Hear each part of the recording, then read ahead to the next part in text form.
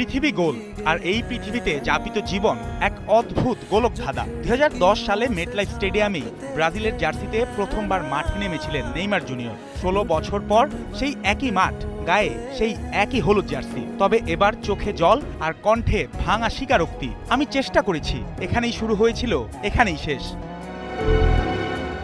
নরওয়ের বিপক্ষে ব্রাজিলের 2-1 গোলের হার তাই শুধু বিশ্বকাপের শেষ 16 থেকে বিদায় নয়, এটা এক যুগের সবচেয়ে বড় ব্রাজিলিয়ান আবেগের শেষ আন্তর্জাতিক দৃশ্য।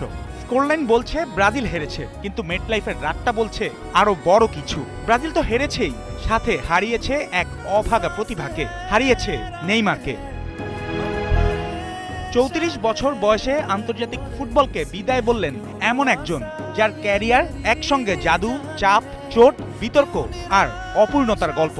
129 ম্যাচে 80 গোল, ব্রাজিলের পুরুষ দলের ইতিহাসে সর্বোচ্চ গোল। পেলে, রোনালদো, রোমারিও, রিভালদোর দেশে সর্বোচ্চ গোলদাতা হওয়া শুধু পরিসংখ্যান নয়, এটা প্রতিভা ও দীর্ঘস্থায়িত্বের সবচেয়ে শক্তিশালী দলিল।